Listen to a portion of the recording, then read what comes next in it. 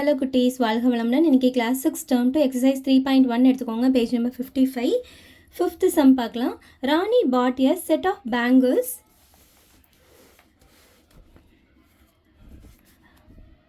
Rani bought a set of bangles for 310 rupees.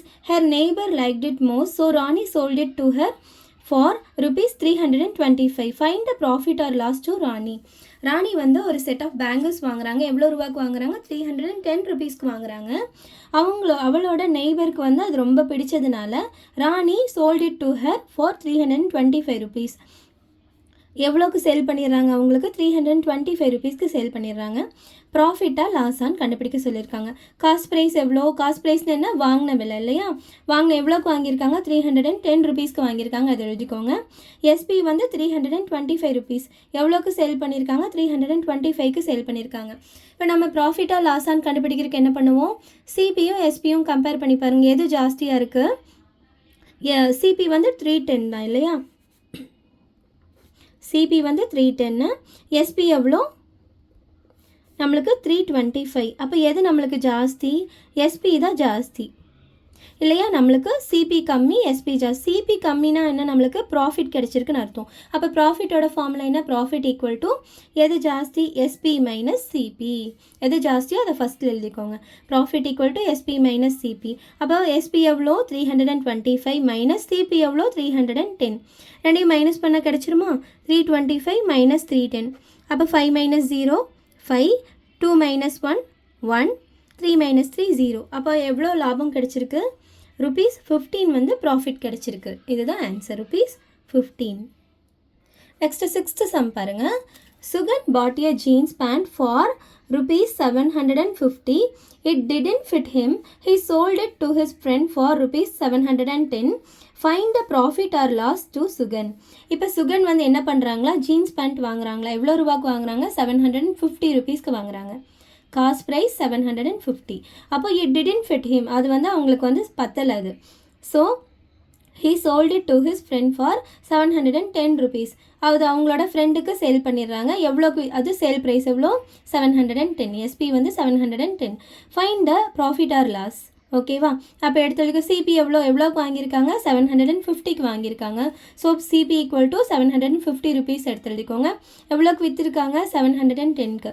So SP equal to 710. ரெண்டையும் compare பண்ணால் நம்ம ப்ராஃபிட்டாக லாஸான்னு கண்டுபிடிச்சிடலாமா? அப்போ பாருங்கள், எவ்வளோக்கு சிபி எஸ்பி ரெண்டையும் கம்பேர் பண்ணுங்கள். சிபி எவ்வளோ? வாங்கின விலை 750. எஸ்பி எவ்வளோ? 710. எது ஜாஸ்தி நம்மளுக்கு? வாங்கின விலை தான் நம்மளுக்கு ஜாஸ்தி. சிபி ஜாஸ்தி, எஸ்பி கம்மி. சிபி ஜாஸ்தின்னா அப்போ நம்மளுக்கு லாஸ் தானே. அப்போ லாஸோட ஃபார்முலா எழுதுங்க. Loss equal to CP minus SP. CP பெருசுங்கிறதுனால நம்ம சிபியை ஃபஸ்ட் எழுதுகிறோம். ஓகேவா? Loss equal to CP minus SP. அப்போது எஸ்பி எவ்வளோ? 750 மைனஸ் எஸ்பி எவ்வளோ? 710. அப்போ ரெண்டையும் மைனஸ் பண்ணிடலாமா? 750 மைனஸ் 710. 0 minus 0 0, 5 minus 1 4. 40 ருபீஸ் அவங்களுக்கு எவ்வளோ? லாஸ். 40 rupees loss. ஓகேவா? நெக்ஸ்ட்டு 7th சம் பாருங்கள். Somu bought a second hand bike for rupees 28,000 and spent 2,000 on its repair. He sold it for 30,000. Find his profit or loss.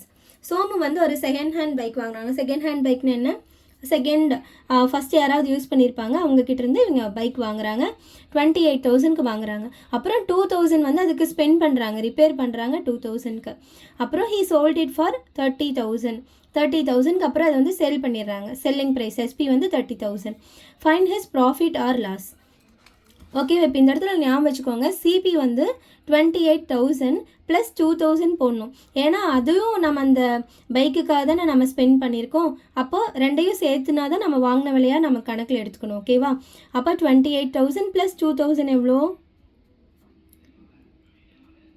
0 plus 0 0, 0 plus 0 0, 0 plus 0 0, 8 plus 2 10, 0 balance carry over 1 பண்ணுங்கள். 2 plus 1 3, 30,000. அப்போ cost price எவ்வளோ? 30,000. அதாவது வாங்கின விலை 30,000. எவ்வளோக்கு விற்றுருக்காங்க? 30,000க்கு விற்றுருக்காங்க. அப்போது CP equal to SP.